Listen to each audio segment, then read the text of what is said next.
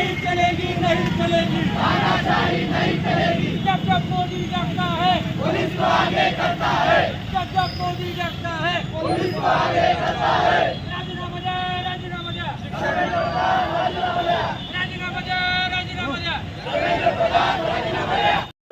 वरणगावातील जागरूक नागरिक ज्यांचा या लोकशाहीवर विश्वास आहे आणि ज्यांना लोकशाही जिवंत ठेवायची आहे, अशा नागरिकांनी सोबत ज्यांना आपल्या भवितव्याबद्दल अतिशय काळजी वाटू लागलेली आहे, अशा विद्यार्थिनींनी एकत्र येऊन नीट पेपर फुटीबद्दल जे काही आंदोलन चालू आहे देशभरामध्ये त्याला पाठिंबा द्यायचा म्हणून वरणगावमध्ये पोलीस स्टेशनपर्यंत एक लॉंग मार्च काढलेला आहे। मी स्वतः डॉक्टर आहे आणि या नीट परीक्षेमध्ये जी काही पेपर लीक झाला त्या विद्यार्थिनीचा मी पालक आहे आणि या पालक म्हणून मला काय हाल भोगायला लागले मला माहित आहे। पेपर लीक झाला आणि पेपर कॅन्सल झाला, तिथपासून दुसरा पेपर दिवसपर्यंत माझी मुलगी आणि माझं कुटुंब अतिशय खडतर अवस्थेमधून गेलेलो आहोत। हे माझ्या बाबतीत ही छोटीशी घटना आहे, परंतु देशभरात जवळपास 30 विद्यार्थ्यांनी या पेपर लीकमुळे आत्महत्या केलेली आहे आणि संवेदनशील नागरिक असताना सर्वांनी याच्या विरोधात आवाज उठवला पाहिजे।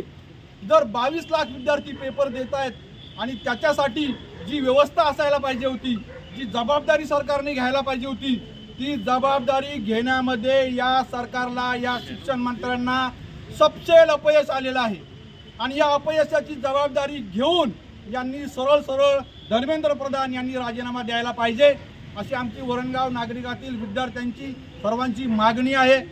मी हे निवेदन इथे API अमित बागुल साहेबांना इथे देताना पुन्हा एकदा हे ठणकावून सांगतो की जोपर्यंत झाल्या प्रकाराची सरकार, केंद्र सरकार, शिक्षण मंत्री जबाबदारी घेत नाही आणि ती जबाबदारी निश्चित करून त्याची शिक्षा स्वतःला करून घेत नाही, तोपर्यंत नागरिकांचं आंदोलन असंच चालू राहील। याच्यानंतरही पुढची पायरी आमची अमरण उपोषणाची असेल हे सर्वांच्या वतीने मी ते जाहीर करतो।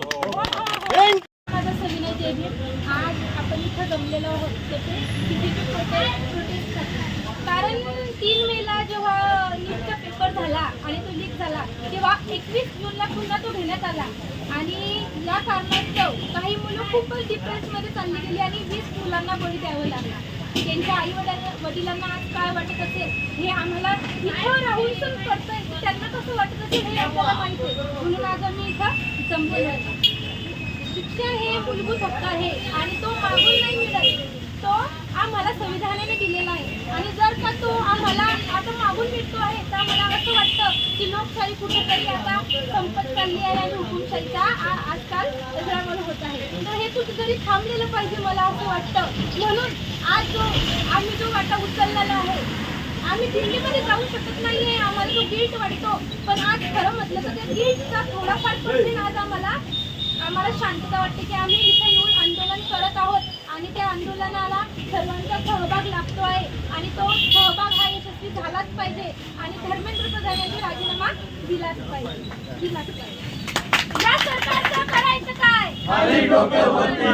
इन्कलाब जिंदाबाद, इन्कलाब जिंदाबाद, धर्मेंद्र प्रधान, धर्मेंद्र प्रधान